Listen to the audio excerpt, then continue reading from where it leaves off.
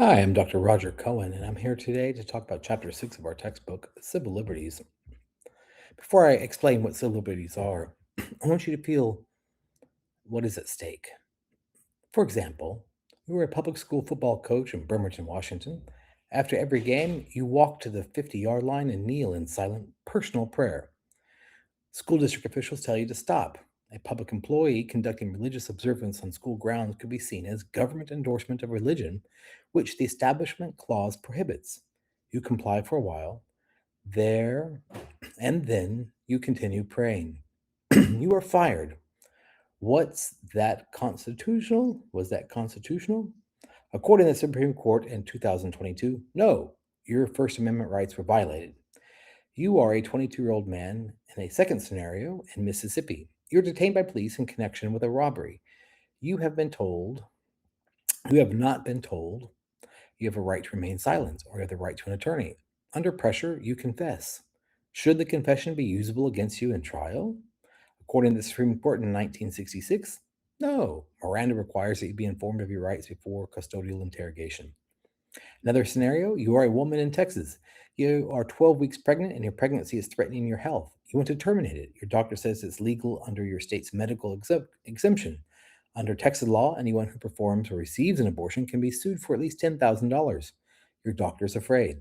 Can you get the care you need? In 2026, the answer in many states is maybe not.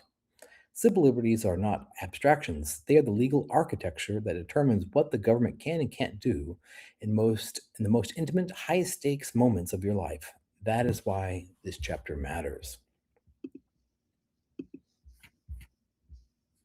Today we're going to look at 5 objectives today, moving from the foundational framework to the First Amendment, expression, um, due process, and ending with the right to privacy with Dobbs. First is distinguish civil liberties from civil rights.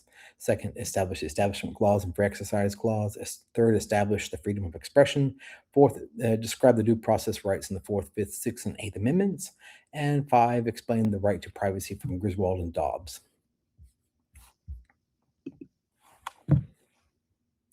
Civil liberties and civil rights are often used interchangeably in casual conversation. Political scientists do not use them interchangeably. And the distinction matters for the understanding of the Constitution. Civil liberties operate by limiting government. They are the fences the Constitution erects around individuals to keep the state out. The Bill of Rights, the first 10 amendments, is primarily a set of civil liberties. Congress should make no law. The right of the people should not be violated. No person shall be compelled. The government is being told what you cannot do to you. Civil rights operate by empowering the government to act on behalf of groups that have been excluded from full participation in public life. The Equal Protection Clause of the 14th Amendment commands states to provide equal protection of the laws. The Civil Rights Act of 1964 commands employers not to discriminate, and the government is being told what it must do and what private actors must do. The shorthand from the slide is a useful mnemonic. Civil liberties equal equal protection from the law. You are protected from government action. Civil rights equal protection of the law. You are protected through government against discriminatory private conduct. Both depend on courts, Congress, and the executive branch, and a culture of rights to be meaningful. Rights on paper without enforcement are worthless. Both have the enforcement require political will that is not always present within society. So let's look at the Bill of Rights and Incorporation. The original Bill of Rights, ratified in 1791, constrained only the federal government. The Supreme Court confirmed in the Barron versus Baltimore in 1833 the first 8 amendments did not apply to the states. This meant that for most Americans of American history, states could, and many did, establish official religions, suppress speech, conduct unreasonable search and seizures without constitutional restraint. The 14th Amendment, ratified in 1868, changed the constitutional landscape by prohibiting states from denying due process or equal protection. Beginning with Gitlow versus New York in 1925, the Supreme Court has selectively incorporated almost all the Bill of Rights provisions against state governments to the 14th Amendment's Due Process Clause. By 2026, the incorporation nearly complete. Pleaded the First, Fifth, Sixth, and Eighth Amendments, and they all apply to state and local governments as well. This matters enormously in your daily life. So the police person who stops your car is a local government employee. The school that disciplined your child is a state institution. And the city that detained your permit to protest is a local government. All incorporation means the Bill of Rights constrains all of them, and they are not outside of the scope of federal law. Natural rights versus constitutional rights are important to understand. The foundational question, if rights come from the Constitution, can the Constitution take them away? The answer is yes.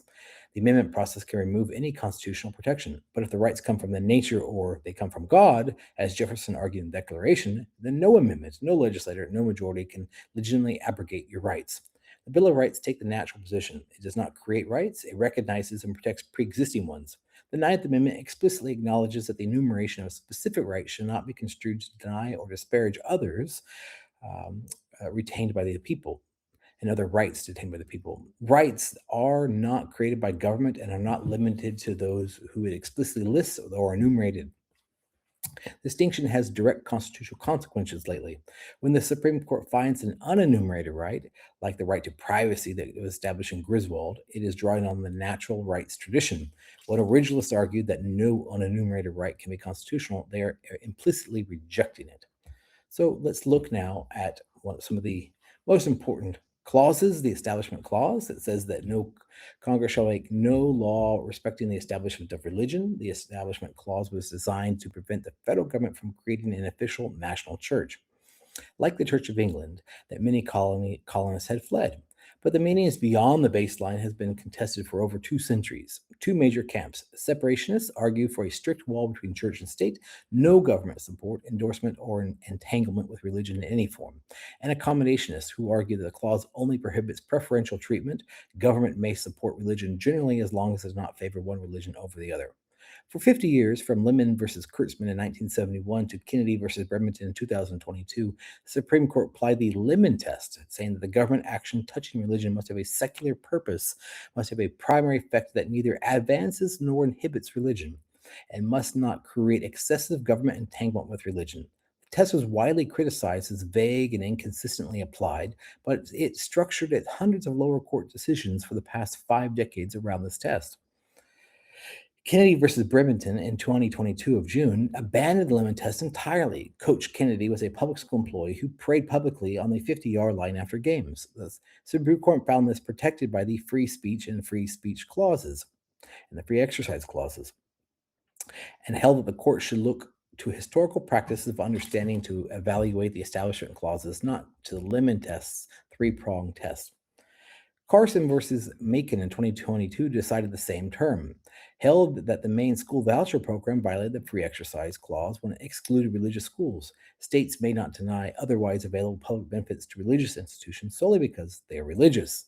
The practical consequences of the Kennedy-Carson line that is that religious activity and religious institutions are now more protected against government exclusion and more permitted in the public square than any point in the modern court's history. Critics argue that this tips the balance away from protecting religious minorities from government-aligned majority religions. So let's look now at the next clause that's important. It's called the Free Exercise Clause. Congress shall make no law prohibiting the free exercise of religion. The Free Exercise Clause protects religious beliefs absolutely. The government cannot punish you for what you believe. Conduct motivated by religious beliefs is more complicated, though. Employment Division versus Smith in 1990 said that Oregon denied unemployment benefits to Native American employees who were fired for using peyote in a religious ceremony, even though peyote was a protected religious service. Justice Scalia, when writing majority, held that the natural, generally acceptable laws that apply to everyone without targeting religious conduct do not require religious exemptions, even when they burden religious exercise. The Free Exercise Clause does not give individuals veto power over laws of generally applicability. Congress responded by passing the Religious Freedom Restoration Act in 1993, reinstating a compelling interest test that the federal government must show a compelling interest and use the least restrictive means before subsequently burdening religious exercise. The RFRA was enormously important for subsequent religious liberty cases that followed. Fulton versus the City of Philadelphia in 2021, Philadelphia was excluded Catholic social services from its foster care program because the Catholic social services programs refused on religious grounds to certify same-sex couples as foster parents. The court unanimously held that Philadelphia violated the Free Exercise Clause, but narrowly because the city's contract allowed individual exemptions, making it not neutrally applicable. The bigger question of whether Smith would be overruled was not resolved. We also see in Creative versus illness, 303 Creative versus illness, a web designer refused to create wedding websites for same-sex couples on religious grounds. The court held in 6-3 that the First Amendment protection of free speech, specifically the right not to be compelled to create expressive content you disagree with, protected her from Colorado's anti-discrimination law. The tension between LGBTQ plus civil rights protections and religious liberty claims is at the frontier of constitutional law currently in the United States at this time. So, what is the freedom of expression? The foundational framework, the freedom of expression is the First Amendment speech protection, is not an absolute protection. It never has been. The court has developed a framework that distinguishes between content based and conduct based regulations and defines narrow categories of speech that fall outside the First Amendment protection entirely. Content based regulations are laws that restrict free speech based on the message and are presumptively unconstitutional and protect to strict scrutiny and subject to strict scrutiny. The government cannot prohibit speech because it disagrees with what is being said. Conduct based regulations, laws that regulate the time, space, or manner of expression, regardless of context, are much more likely to survive constitutional challenge. A city can limit the hours of amplified sound in residential neighborhoods without planning afoul the First Amendment. It cannot prohibit political speech in particular. Prior restraint, which is stopping speech before it occurs rather than punishing it, is the most disfavored form of speech restriction. The Pentagon Papers case in the New York Times versus the United States in 1971 established that government faces an extremely heavy burden to justify even temporary prior restraint. Even speech that will almost certainly fail on the merits cannot generally be censored before publication. There are some unprotected categories. Brandenburg versus Ohio in 1969 is a foundational case for political speech. The KKK leader Clarence Brandenburg gave a rally speech threatening revengeance against the government and Jews. The court held that the government cannot punish advocacy of illegal action unless it is directed to producing imminent lawlessness action and to likely to produce such action. The test has two components, and they both must be satisfied. This is the demanding standard that protects most political speech, no matter how extreme, requiring immediacy and likelihood, not just offensive contact. Also, obscenity is unprotected, but the Miller test is notoriously difficult to apply to obscenity. The material must be appeal to the prurient interest, depict sexual conduct in a patently offensive way, and lack serious or literary, artistic, political, or scientific value, judged by contemporary community standards. In practice, obscenity prosecution outside of child pornography is very rare. Defamation cases, false statements of fact that damage someone's reputation is unprotected, but New York Times versus Sullivan in 64 established a heightened standard for public figures. Actually, malice, knowing falsity, or recklessly disregarding the truth must be actually proven. This protection makes aggressive investigation journalism about public officials very possible. Digital speech in 2026 is the most consequential First Amendment question of the current era, one that the framers could not have anticipated. Can government require private platforms to host speech that they would otherwise remove? The foundational point, platforms are private companies like Facebook and Meta. These First Amendment restricts the government, not private actors. So Facebook, X, YouTube have their own First Amendment editorial discretion rights. They can choose what to publish and what to remove without violating the Constitution. Your First Amendment rights are not violated when Facebook removes your post. But Florida and Texas enacted laws, the so called must carry laws, requiring platforms not to censor or deprioritize content based on political viewpoint. The theory, platforms are common carriers like telephone companies and must serve all politically speakers equally. The cases reached the Supreme Court as Moody versus Net Choice in 2024. The court remanded for further actual development without resolving the ultimate question, but signaled skepticism of the state laws. This remains the most unresolved First Amendment question as of 2026. So things like AI deep generated deepfakes and synthetic political speech have another dimension. Several states have enacted disclosure requirements for AI generated content and political advertising. A comprehensive federal government does not framework for this doesn't exist yet about AI generated deepfakes. And the First Amendment implications are contested. Is AI generated synthetic political speech fully protected? Can government require disclosure? Can it prohibit it? These are all things that were still being developed within modern society's views of technology. Now, Due process rights are also fall into this category we must talk today. The Fourth Amendment, searches and seizures and digital privacy rights. The Fourth Amendment protects the right of the people to be secure in their persons, houses, and papers, and affects against unreasonable searches and seizures. The founding era concern was about the general warrant, a blanket authorization for British officers to search anywhere looking for anything. And the Fourth Amendment has evolved far beyond that original concern. Katz versus the United States in 1967 established the foundational modern test that the Fourth Amendment protects people, not places. This question is whether the person had a reasonable expectation of privacy in the area searched. A phone conversation in a glass phone booth is protected even though the public booth is private. Booth is public.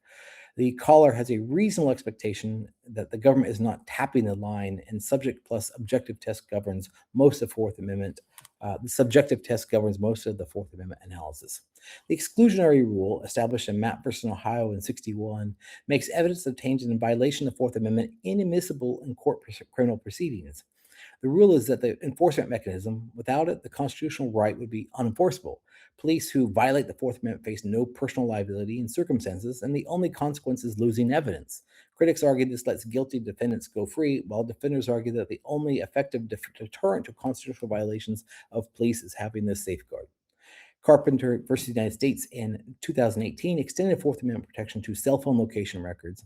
The government obtained 127 days of Timothy Carpenter's cell phone location data without a warrant using the third party doctrine.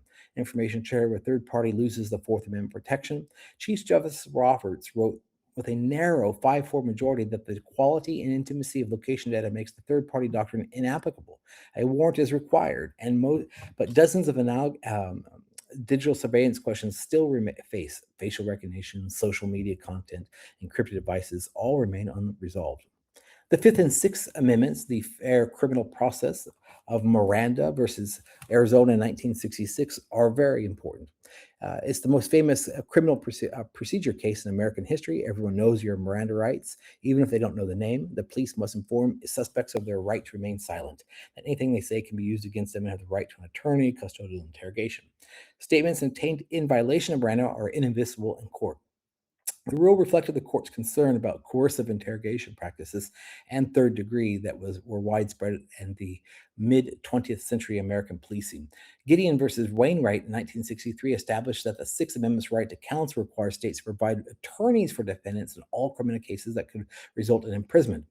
Clarence Gideon, a Florida drifter charged with felony breaking and entering, wrote a handwritten petition to the Supreme Court from prison.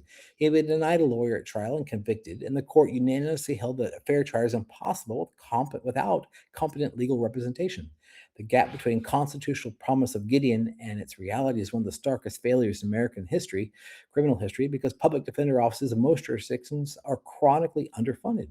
Many public defenders carry caseloads of 500 or more clients, making individual representation practically impossible. A defendant with a court appointed attorney who meets with them for the first time 5 minutes before trial is not receiving effective assistance of counsel that the Constitution does guarantee. One of the more modern rights that we talk about is called the right to privacy, Griswold through Dobbs.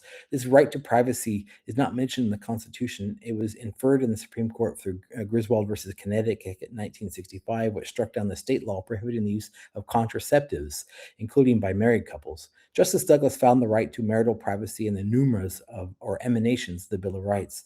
It was a creative piece of constitutional reasoning that critics have always found strained.